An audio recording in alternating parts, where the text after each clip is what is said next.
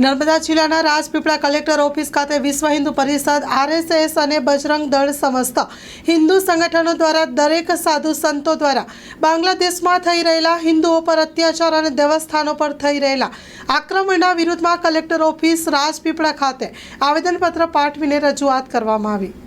નગરમાં સમગ્ર નર્મદા જિલ્લાના તમામ હિન્દુ સંગઠનો, રાષ્ટ્રીય સ્વયંસેવક સંઘ, વીએચપી, બજરંગ દળ, અખિલ ભારતીય સંત સમિતિ, સાધુ સમાજ અને તમામ હિન્દુ સમાજના ભાઈ બહેનોની ઉપસ્થિતિમાં બાંગ્લાદેશમાં ઘણા વખતથી જે અત્યાચારનો અનુમાયું કાર્ય ચાલી રહ્યું છે, સત્તા પરિવર્તન થયા પછી 30% હિન્દુઓ જ્યાં હતા એ જગ્યાએ 3% હિન્દુ છે અને એ 3% હિન્દુ પણ ઉત્પીડિત છે અને એના માટે એને જે કંઈ અત્યાચારો થઈ રહ્યા છે એના વિરોધમાં ભારત સરકાર ઠોસ પગલાં લે, પોતાની રીતે યુનોમાં કોઈ પણ જગ્યાએ જઈ અને આ 3% જે હિન્દુ સમાજ છે એને બચાવવા માટે પૂર્ણ પ્રયત્ન કરે, એના અનુસંધાન રૂપે આજે અમે કલેક્ટર શ્રી નર્મદાને આવેદનપત્ર આપ્યું છે।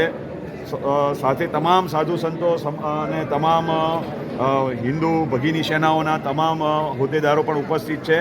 અમારું કહેવાનું એટલું છે કે આજે હિન્દુઓ જાગે અને હિન્દુઓની એકતા હશે તો આ બધું અટકશે અને ભારત સરકારને પણ કરબદ્ધ પ્રાર્થના છે સાધુ સમાજ વતી, હિન્દુ સમાજ વતી, કે કોઈ પણ સંજોગોમાં આ યાતનાઓ અટકવી જોઈએ કે જે બાંગ્લાદેશ આપણા જ આશીર્વાદથી ઊભું થયેલું છે એ જ બાંગ્લાદેશના સત્તાધીશો શાન ખોઈ બેઠા છે, એમની શાન ઠેકાણે લાવે એવા પ્રયત્ન કરવા જોઈએ અને એ જ રીતે એમની જોડે વર્તન કરી અને એની જોડે ઈંટનો જવાબ પથ્થરથી આપી અને શાનમાં સમજાવી અને હિન્દુઓની રક્ષા કરવી જોઈએ। ત્યાં મઠ મહંતો છે, મંદિરો છે, મંદિરો છે, જે કંઈ હિન્દુઓના આસ્થાના કેન્દ્ર છે નષ્ટ થઈ રહ્યા છે, હિન્દુ સમાજ નષ્ટ થઈ રહ્યો છે, સાધુ સમાજ નષ્ટ થઈ રહ્યો છે, ત્યાંના જે કોઈ ઇસ્કોન મંદિરના મહંતની પણ ધરપકડ કરી અને કારાવાસમાં રાષ્ટ્રદ્રોહ લગાડ્યો છે, બધું જ કેન્સલ કરાવી અને સર્વ રીતે હિન્દુઓનું, સાધુ સંતોનું, મઠ મઠાંતરોનું અને હિન્દુ સમાજનું રક્ષણ થાય એના માટે અમે આજે આવેદન આપ્યું છે અને બધા એક થઈને આહવાન કરીએ છીએ કે આ ઘોર અત્યાચારો થઈ રહ્યા છે, નિંદનીય છે।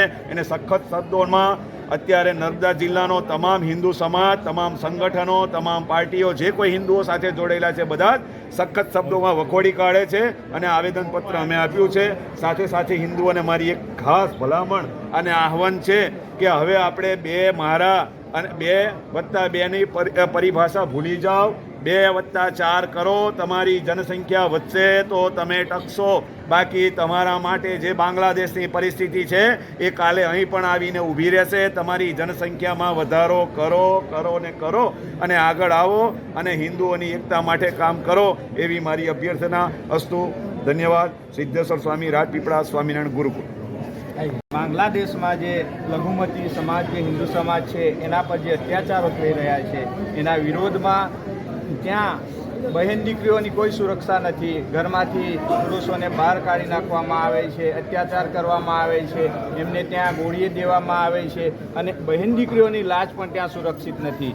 જ્યારે બાંગ્લાદેશની 1941માં 28% વસ્તીવાળો સમાજ આજે 3% પર જઈ રહ્યો છે।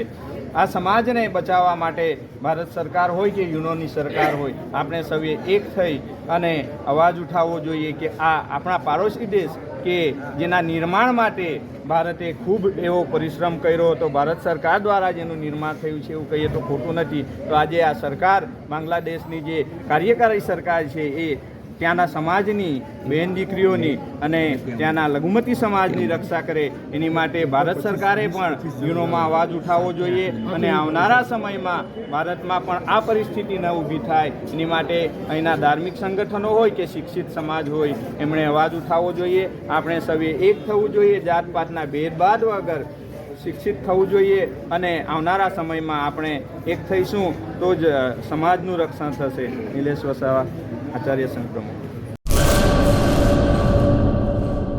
ગુલઝાર મુસ્તફા સાર્વજનિક ટ્રસ્ટ આયોજિત 13મી સમૂહ સાદી આથી આપણે જણાવતા ખુશી થાય છે કે દર વર્ષની જેમ આ વર્ષે પણ ઇન્શાઅલ્લાહ સમૂહ સાદીનું આયોજન કરેલ છે, જેના ફોર્મ ભરવાનું ચાલુ થઈ ગયેલ છે।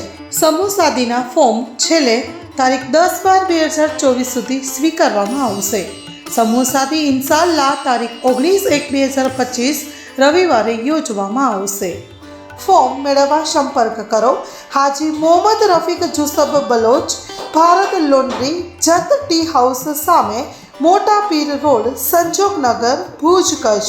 Mobile number 9687314318.